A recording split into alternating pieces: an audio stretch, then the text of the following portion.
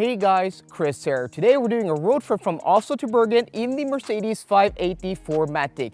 Today is a very exciting trip because I'm really excited to take this car over the mountain pass from Oslo to Bergen and see how it performs on a long trip when it's cold outside, and we're probably going to see some snow on the roads. And also, this car has a WLTP rated range of 577 kilometers as spec'd behind me, and the trip is 456 kilometers. So the big question is, even in winter, will we be able to make it across without stopping to charge? Well, that's what we're gonna find out in today's video. But ain't nothing gonna be right if you just left mine. You be playing for your life, you go and test mine. You don't have to understand me, no. But you will reprimand it though. I got a big vibe, really, but it's fitting for two. No, I mean well, I don't really mean it for you. Unless you my guy, my fan, my sis, my fan, my friend, goddamn. We've been on the road for 41 minutes and average consumption is pretty high, 26.7 kilowatt hours per 100 kilometers. But it is minus 9 degrees Celsius outside and we are at, an elevation of a few hundred meters. So we've been climbing. And also we're doing a small pit stop because we want to just get something to eat. This is a very leisurely trip. This is not a race. Just me and my daughter crossing over to Bergen to visit some family. But I just want to show you quickly the navigation system and the route planning, especially since I just, tested the Ioniq 5 from Oslo to Gothenburg and back again. That is an example of how terrible you can do it, but this car is an example of how easy. So when you put a destination, it will, choose a charger for you. And here you have a large map. So here you can see that they actually have 6 chargers here, 350 kilowatt chargers. 6 out of 6 are vacant. Really nice, easy to read out, this interface. And then you press this up here. It will give you all the information of charging. So here it will show you when to stop, where to stop, how long to charge, from what percentage to and from to charge the charger, and then how long you are from your destination. I mean, this is the way to do it. You can also go into charging stations here, and then you can press here, which is, along the route. Yes, this is in Norwegian, and then you can do a search there, and then you can just choose from chargers. So I don't know where we're gonna charge yet. Somewhere along the way, I'm not entirely sure, but according to the car, we have 329 kilometers of range, and according to the car, the distance to our destination is 416 kilometers. I want the best life, but ain't nothing gonna be right if you just left mine. You be playing for your life, you go and test mine. You don't have to understand me, no. But you will reprimand it though. I got a big vibe, really, but it's fitting for two. No, I mean well, I don't really mean it for you. Unless you my guy, my fan, my sis, my fan, my friend, goddamn. We're now 2 hours and 45 minutes into the trip and covered 189 kilometers. And check out our consumption, guys, 28.8 kilowatt hours per 100 kilometers with an average speed of 69 kilometers an hour. Yeah, we are climbing to an elevation. We're gonna go to about 1,300 meters as the peak height on this trip. So that's why, the consumption is high. So we're gonna stop and charge here at a corporate charging station here in Ål. I put all that into the navigation system. I changed, the waypoint where the car wanted us to navigate. To be able to preheat with this car, you have to, put it in as a waypoint or a charging stop on a trip, just like you do with the high-end Ioniq 5. But since this, navigation system is so much easier to use, it is so much easier just to find a charger and then just, select it.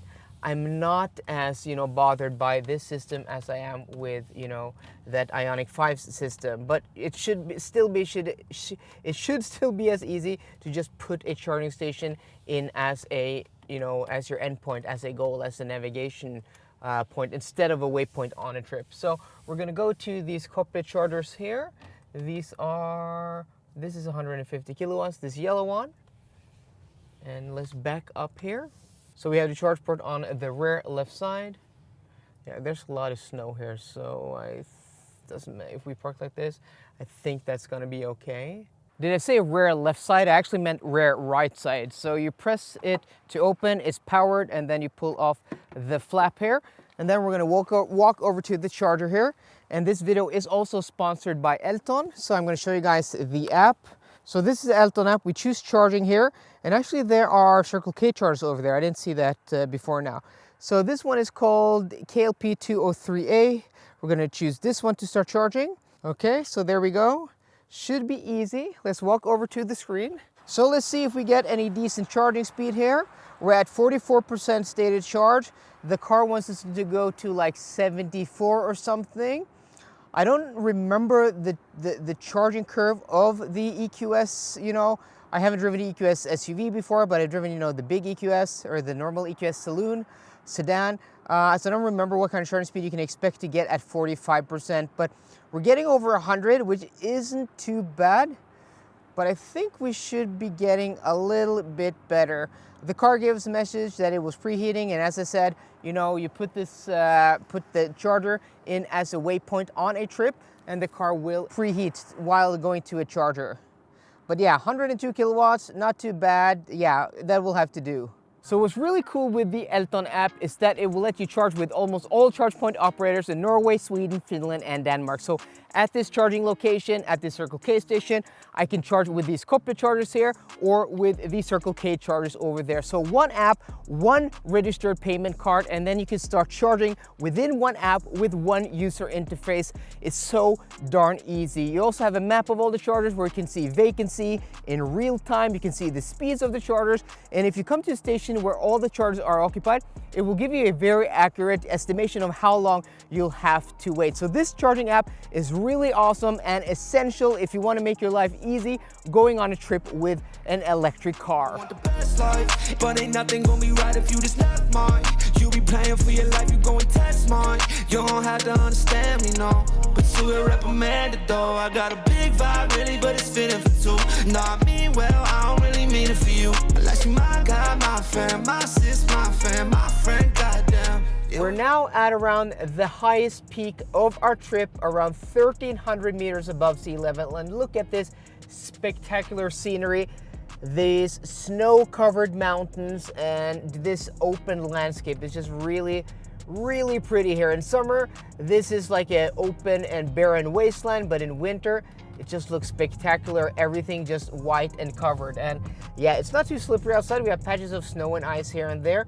But considering, you know, we're at 1,300 meters, the conditions are really, really nice. And also, average consumption, 29.2 kilowatt hours per 100 kilometers and 56% stated charge.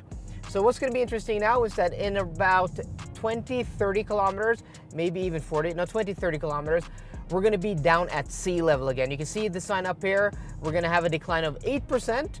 So we're at 56% now, 29.2 kilowatt hours per 100 kilometers. It's going to be interesting to see what the consumption is and what our battery percentage is once we hit sea level. Life, but ain't nothing gonna be right if you just left mine. You be playing for your life, you go and test mine. You don't have to understand me, no, but you will reprimand it though. I got a big vibe, really, but it's fitting for two. No, I mean well, I don't really mean it for you. Unless you my guy, my fan, my sis, my fan, my friend, goddamn. We're now down to sea level and the scenery is completely different. First off, it's completely dry outside, but look at these spectacular mountains. Look to our left here. This is such beautiful scenery. And then we have the fjord over to our right here. Look at that, guys. Wow. See if we can get a view out of the side window. It's a little bit dirty, but check that out. Just past these houses. Really beautiful scenery here in Western Norway. Check out that fjord. And also consumption, check this out. So at the top of the mountain, we had 29.2 kilowatt hours per 100 kilometers. Now we have 26.1. And also we had 56%. Now 25 kilometers later, we are at 58%. We actually charged 2% going down the mountain. So we have about 159 kilometers to go to Bergen. We're not gonna need another charging stop. So let's keep on trucking and I'll see you once we get there. Life, but ain't nothing gonna be right if you just left mine. You be playing for your life, you go and test mine. You don't have to understand me, no, but you will reprimand it though. I got a big vibe, really, but it's fitting for two. No, I mean well, I don't really mean it for you. Unless you my guy, my fan, my sis, my fan, my friend, goddamn.